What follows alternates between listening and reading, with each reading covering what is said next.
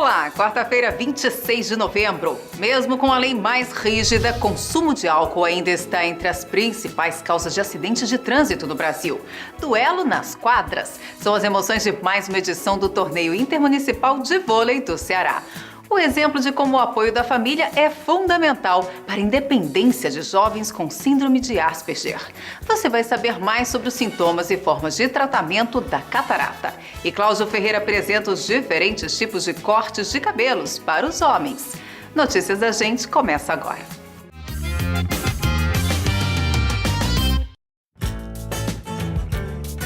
Orgulho da Gente. A síndrome de Asperger é um transtorno global do desenvolvimento de origem genética. Tem muita semelhança com o autismo. A principal diferença é que as crianças com essa síndrome desenvolvem melhor a fala e têm a parte cognitiva menos comprometida. A história que a gente conta agora é prova de como o incentivo da família é determinante para jovens com Asperger. Eles desenvolvem talentos, conquistam autonomia e fazem projetos para o futuro. Assim é o Matheus, que o Jonas teve a oportunidade de conhecer, um menino encantador, né? Cheio de planos. Que bom, né? E a relação dele com a mãe é uma coisa muito bonita. É inspiradora, Juliana. A gente está acostumado a ver casos de autismo, que é uma doença muito diferente. Aliás, muito diferente não, desculpa, muito semelhante, mais corriqueira na sociedade. A Asperger é um pouco menos corriqueira, mas, como eu disse, muito semelhante. E a gente observa que as famílias acabam escondendo, acabam privando a criança ou adolescente que tenha, porventura, essa doença Asperger ou autismo, da convivência social, o que é um erro. Eles demoram mais a se desenvolver e perdem uma série de possibilidades na vida. No nosso caso, no Matheus, que a gente vai mostrar daqui a pouco, aconteceu o inverso. A família sempre o incentivou a fazer parte de escolas regulares, não o colocou em escolas diferenciadas em momento algum, pelo contrário, ele terminou o ensino médio em uma escola normal, né, particular, da rede privada, com uma certa assessoria uma vez ou outra, mas enfim, o fato é que ele se desenvolveu e hoje ele dá orgulho para a família. Ele é muito inteligente, a gente percebe até a fala do profissional que o acompanha, né, o terapeuta, ele fala assim, não, ele é um garoto que tem gostos, como todo garoto da idade dele, então ele gosta de seriados, ele gosta de música e tudo mais. E ele trabalha essa questão das afinidades, do gosto que ele tem para essas coisas, eu acredito. Sim, né? Sim, com certeza. É interessante, Juliana, a gente falar que a síndrome de Asperger, ela desenvolve nas pessoas que portam essa síndrome alguns talentos naturais para a computação, que o Matheus também demonstra na matéria, vocês vão ver, tanto que ele fazia faculdade, né, nível superior nessa área de computação, ele deu um tempinho por problemas pessoais, mas deve voltar, e na matéria a gente vê como ele desenvolve o Photoshop. É até interessante que o Photoshop é um programa corriqueiro para quem é jornalista. Eu tentei aprender Photoshop, eu não tenho muito talento para Photoshop, e ele tem. Eu até falei para ele, depois eu vim aqui pegar umas aulas contigo, porque ele desenvolve de maneira muito positiva. Legal, e ele faz livros também, né? Pois é, o que nos levou à casa dele, na verdade, é o primeiro livro que ele já lançou, mas tem mais projetos de mais 2 livros já na fila. Demonstra mais uma vez o sucesso do tratamento que o Matheus conseguiu através do apoio da família. Eu achei que foi formidável a fala da mãe em vários momentos. Eu não quero revelar aqui o que ela diz, mas presta só atenção. Eu acho que ela tem um discernimento para cuidar, né, do filho diante de uma situação que foi surpresa para ela, nenhuma mãe espera, mas que ela trata de uma forma tão leve que eu acho que é isso que faz a diferença. Vamos acompanhar a reportagem, então? Com certeza. Ao relembrar o diagnóstico de Matheus como portador da síndrome de Asperger, Tânia, mãe do rapaz, relembra algumas dificuldades que sofreu na época. A falta de informação sobre a doença era uma das principais delas. A psicóloga e a professora do colégio nos chamaram, a coordenadora, para falar que era interessante a gente procurar uma ajuda externa, porque o Matheus apresentava características diferentes das outras crianças e precisava de atenção, né? Então isso para mim foi uma coisa muito, na época, que mexeu muito comigo, porque até então nem eu, nem meu esposo, nem ninguém da família tinha percebido diferenças no Matheus. Ele tinha evoluído normal, como toda outra criança, andado, falava, sorria, interagia, era muito inteligente, né? E pra gente foi muito estranho a situação. Com o tempo e a curiosidade, a empresária conseguiu dar o melhor acompanhamento para Matheus. O Matheus é uma grande lição de vida para a gente também, né? A gente tem várias expectativas, a gente constrói um mundo ideal. Quando eu crescer, eu quero casar, eu quero ter filhos. E a gente constrói o que seria um estereótipo do filho que a gente quer. E na realidade, com o Matheus, eu descobri que o filho que eu quero é o Matheus. E a única coisa que eu quero do Matheus é que ele seja feliz. A única coisa para mim, se ele tá bem, se ele tá tranquilo, se ele tá fazendo o que ele gosta, eu também tô feliz. A rotina de Matheus é a mais natural possível, tudo para que o rapaz adquira a independência necessária à sua idade. Quando eu tenho trabalho, a minha mãe me acorda cedo e aí vou me preparar para ir pro trabalho, tomo um café da manhã e vou com ela. E às vezes quando eu tenho que voltar, eu volto, mas quando não tenho que voltar, eu descanso no meu quarto. Às vezes leio gibis, vejo TV, uso meu computador e meu DVD. O Matheus é um garoto muito organizado, muito metódico e muito apegado aos horários, muito disciplinado, muito inteligente, gosta de mexer com tecnologia, tem boas ideias, é um bom ilustrador, tem sonhos, gosta muito de quadrinhos, de fazer coleções de quadrinhos, de filmes. Gosta muito de assistir séries. Um garoto que faz as coisas que um garoto da idade dele faz. Tu tentou achá-lo, então procurou e quando... Entre os talentos de Matheus, o gosto por escrever começou há cerca de 1 ano. Nesse meio tempo, o jovem lançou um livro e já tem projetos para pelo menos mais 2. Talvez esse mais 3 ou mais. Tu quer ser um escritor, né? Pelo que eu tô entendendo. Muitas coisas. O que você quer ser além de escritor? Eu já sou dono de uma empresa, escritor, ilustrador. Eu acho que isso já é suficiente. Que quando ele decidiu escrever o livro, todo mundo apoiou. Matheus, vamos lá. Então eu fui revisora de texto, o pai dele foi o patrocinador maior, porque a gente quer que ele faça o que ele gosta. Quando a gente recebe a notícia de que o nosso filho é diferente do que a gente espera, do que a gente gostaria que ele fosse, é complicado, é doloroso. Eu sei porque eu passei por isso. Tem que ter muita paciência, tem que ter muita dedicação e muita aceitação também. Às vezes a gente quer um diagnóstico e acha que existe um remédio e uma cura. No caso deles, não é questão de cura porque eles não são doentes, eles são diferentes. Cabe a gente aceitar as diferenças. A inclusão começa dentro da nossa casa.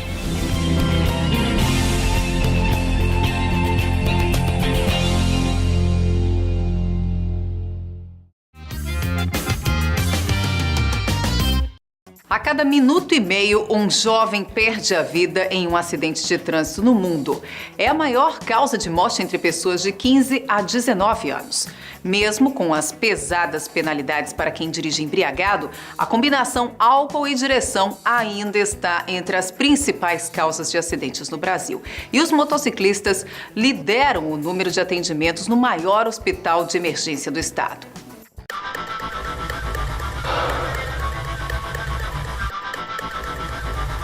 Durante todo o ano, milhares de pessoas perdem a vida em acidentes de trânsito. Muitos casos estão ligados ao uso de bebidas alcoólicas. No hospital de maior complexidade do estado, Instituto Dr. José Frota, entre sexta-feira e domingo, mais de 200 pessoas são socorridas.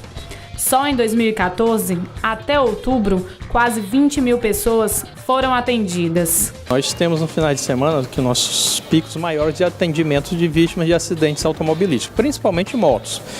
Desses, em média, a gente tem só no sábado e domingo em torno de 200 pacientes dando entrada aqui, vítimas dos mais diversos acidentes, motos, acidentes envolvendo automóveis e também atropelamentos.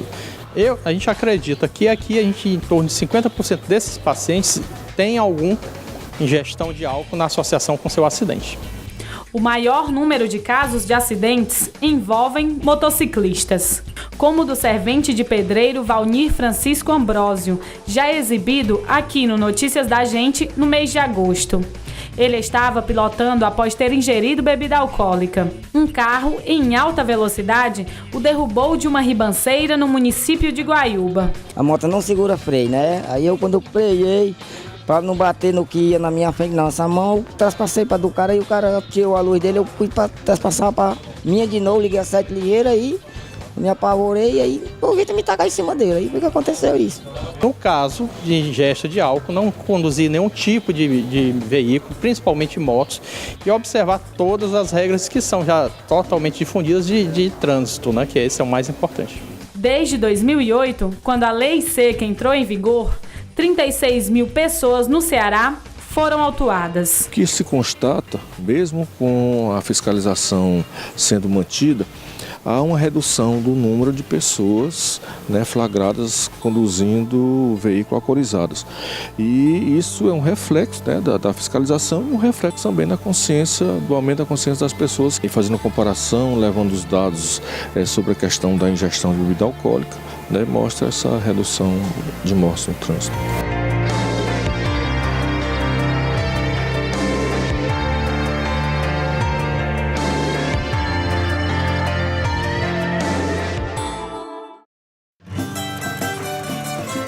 Aqui tem trabalho. Equipes de 10 municípios cearenses se enfrentam em mais uma edição do Torneio Intermunicipal de Vôlei do Ceará. Quem luta pelo esporte defende hoje investimentos nas categorias de base. Veja na reportagem de Alberto Gurgel.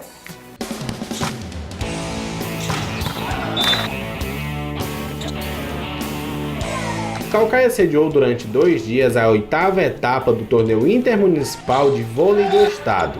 As primeiras a entrar em quadra foram as equipes do Maracanaú e Maranguape.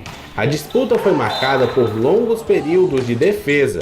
Segundo o secretário Silvio Lobato, esse momento é importante, pois cria uma identidade esportista no município. A gente fica feliz em poder, através do governo municipal, promover uma competição de alto nível como esta, e a gente fica satisfeito com o retorno. Esse retorno é a socialização, é você conseguir levar a criança, em vez de estar na rua, em vez de estar nos sinais, estar numa quadra praticando o esporte, e acho que isso é que é o mérito maior, isso é que é a maior premiação da gente. O time da casa entrou com muita garra e determinação. O ataque foi uma das grandes marcas da seleção caucaiense. Com 10 anos de dedicação como profissional, Assis diz que esses momentos são primordiais para o fortalecimento do esporte no estado. Acho que esse tipo de iniciativa é a única que a gente tem para poder estar jogando algum no estado. Porque hoje em dia ninguém consegue sobreviver de vôlei dentro do estado, justamente por ele ser amador. Então acho que se não tiver esse tipo de iniciativa de esporte, esse campeonato que tem no final de semana nos interiores, acho que a gente não tem nenhuma oportunidade de jogar aqui dentro do estado. O torneio contou com a presença da seleção dos seguintes municípios: Maracanaú, Maranguape, Quixadá, São Gonçalo do Amarante, Jaguaretama, Pacajus, Sobral, Itapipoca, Juazeiro do Norte e Caucaia. Segundo este técnico, hoje o vôlei passa por uma crise de reciclagem de atletas. Ele destaca a falta de escolinhas de base. Bom, a maior dificuldade que a gente está enfrentando hoje é a categoria de base, é a iniciação mesmo. Porque hoje a gente só consegue pegar já atletas já formadinhos e aí o pessoal tá ficando velho. Eu estou sentindo a necessidade já de fazer a alteração, mudança na seleção de Caucaia. Até atletas que já tá ficando velho, tá ficando desgastado, e aí a gente tem que começar a nova base agora também.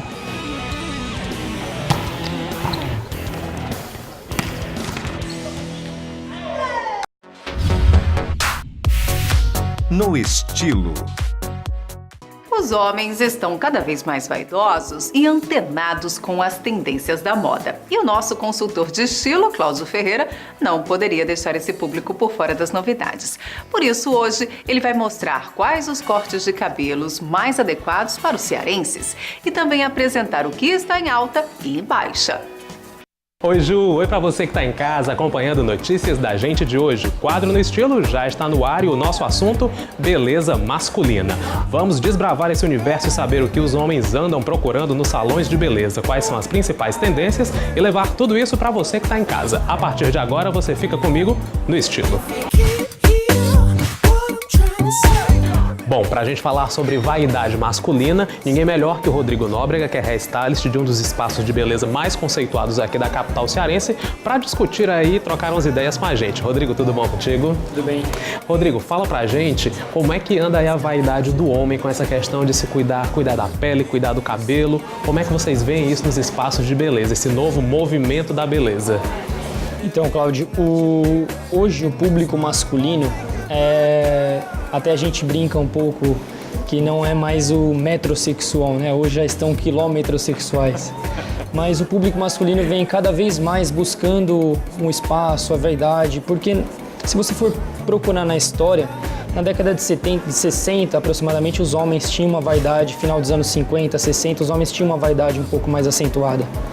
Depois veio a época dos hippies, um desprendimento da vaidade e tudo mais. Hoje vem buscando muito isso o homem, buscar o seu próprio espaço, se cuidar mais, né? Hoje em dia, quando o homem chega no salão, qual é o corte que 50 de 50 estão procurando? Hoje tem muitas pessoas que buscam muito esses cortes das duplas sertanejas, né? Como um dos exemplos que muitas pessoas vêm e perguntam, que é Lucas Luco, que é, entre outros, que a gente tem que perceber muito em relação também ao formato craniano, né? Que existe N formato cranianos que a gente vai ter que moldar de acordo com a necessidade que a gente precisa, não é somente o corte. Pro nosso cearense, Rodrigo, qual seria aí o melhor tipo de corte ou os melhores tipos de corte? Eu venho percebendo no público, né, daqui do Ceará, que onde a gente tem que trabalhar com maior alongamento facial, né? Tanto desses cortes dos barbershop hoje, manter barba, uma barba mais desenhada, um pouco mais alongada, também um pouco mais de volume na parte superior, sem esquecer das laterais, porque tem muitas pessoas que quando vão cortar, elas deixam muito baixo e esquecem um pouco de manter a lateral, acaba deixando muito oval o rosto. Então, precisa mesmo de uma pessoa que entenda, de que vá diretamente na necessidade daquele indivíduo, daquele homem, né?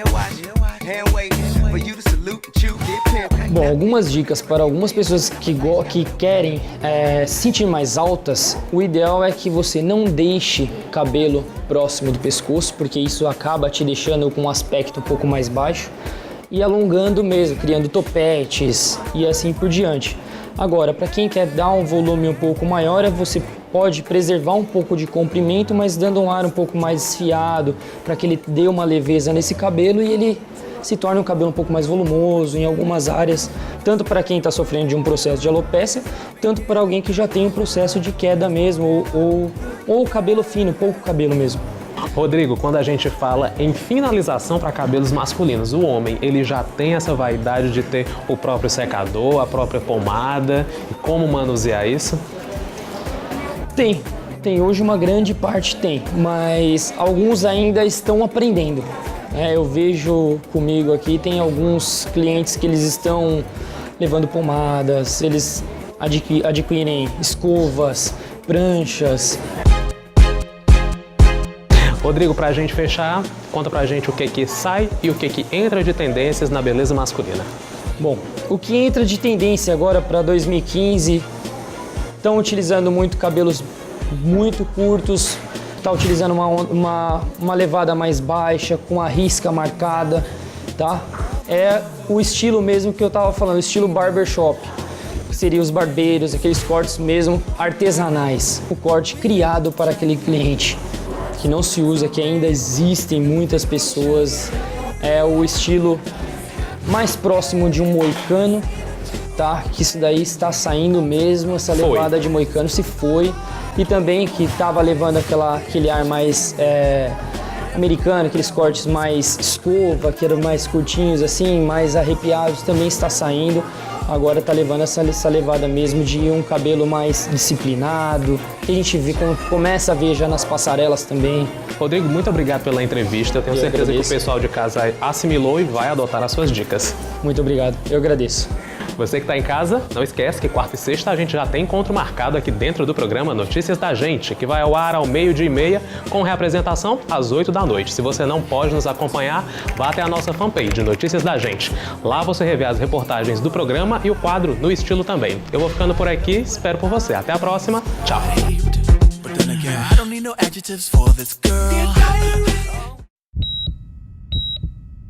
Fala, doutor. Consultar um oftalmologista pelo menos uma vez por ano é uma ótima forma de evitar doenças como a catarata. Se você tem mais de 60 anos, preste atenção em uma eventual perda de visão. Se a troca dos óculos não surtir efeito, é sinal de alerta. Esse é o tema de hoje do quadro Fala, Doutor. Olá, Juliana. Hoje nós estamos aqui com o Dr. Dácio Costa, médico oftalmologista, e ele vai explicar um pouquinho sobre uma doença que não é restrita apenas a pessoas idosas, que é a catarata. Doutor, eu queria que o senhor explicasse um pouquinho o que é primeiro essa doença. Renata, muito obrigado pelo convite. A catarata, ela é a perda de transparência do cristalino. O nosso olho, ele tem duas lentes, uma lente externa chamada córnea e uma lente interna chamada cristalino. Quando a gente nasce, essa lente interna ela é tão transparente que parece um cristal, daí o nome cristalino. Quando a gente vai envelhecendo, esta lente ela perde a transparência e a luz não consegue penetrar dentro do olho para chegar no fundo do olho com foco, e daí aparece a catarata. Então, a catarata, normalmente, ela não é uma doença, ela faz parte do processo do envelhecimento. Então, todas as pessoas, se viverem tempo suficiente, um dia terão catarata. Em algumas circunstâncias, como por exemplo, com infecções pegues na gravidez, ou então o uso de alguns remédios como por exemplo corticoides, a catarata pode surgir antes do tempo. E aí a pessoa pode precisar operar antes da idade madura. Mas o normal é a catarata aparecer quando a pessoa está mais velha. Então está todo mundo sujeito a isso? Está todo mundo sujeito a isso. Ok, doutor. Então vamos conferir a primeira pergunta. Doutor, quando devo me operar? Nós devemos operar a catarata quando a pessoa começa a ter baixa de visão. Como a catarata é um processo normal do envelhecimento, pequenos graus de catarata costumam aparecer depois dos 50 a 60 anos de idade. Porém, só quando a pessoa começa a perder a visão é que ela precisa operar. Doutor, sentirei dor durante ou depois da operação? A cirurgia de catarata é realizada com anestesia local. O paciente não sente dor durante o procedimento e a dor no pós-operatório é muito pouca. Então, é um procedimento ambulatorial, a anestesia não é geral, anestesia local e o paciente quase não sente dor durante o procedimento e nem após. Doutor, pode operar os dois olhos ao mesmo tempo? Não se pode operar os dois olhos ao mesmo tempo. As cirurgias elas podem ser próximas uma da outra, com uma semana de diferença, mas não se deve operar os dois olhos no mesmo dia. Doutor, vou precisar usar óculos depois da operação? Depois da cirurgia de catarata, as pessoas normalmente ainda precisam usar óculos, mas a dependência dos óculos diminui muito. Porque durante a cirurgia nós implantamos uma lente intraocular que ela corrige a maior parte do grau que a pessoa precisa para enxergar para longe. Mas assim, não tem nenhuma medida preventiva? Temos algumas medidas preventivas. A radiação ultravioleta, ela acelera a catarata. Então, pessoas que trabalham ao sol, que se expõem à luz solar de 10 às 16 horas, sem uso de proteção, sem usar chapéu, boné ou óculos escuros, elas têm uma tendência de ter catarata mais precoce. Ok. Doutor Dácio, muito obrigada pela sua participação. Espero ter tirado várias dúvidas das pessoas e até a próxima. Muito obrigado. Até a próxima. Emprego Aqui. A Universidade Federal do Ceará, do campus em Quixadá, recebe inscrições para o cargo de professor nos setores de artes, desenho e design digital e multimídia e computação gráfica em design. A remuneração pode chegar a R$ 5.736 para trabalho com dedicação exclusiva de 40 horas semanais.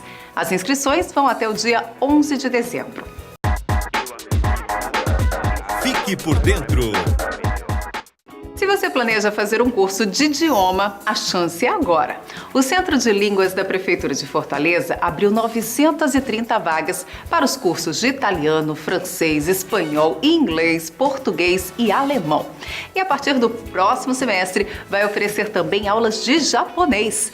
As inscrições vão até o dia 2 de dezembro. Informações pelo site www.impar.fortaleza.ce.gov.br. A gente fica por aqui, mas amanhã vamos falar sobre saúde do homem, direito imobiliário, inventos curiosos e muito mais. Você não pode perder. Até lá!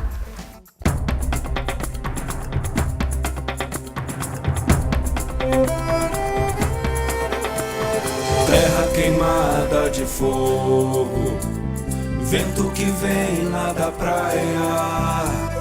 Atiça a chama de novo, orgulho de um povo. Eu sou de Calcaia.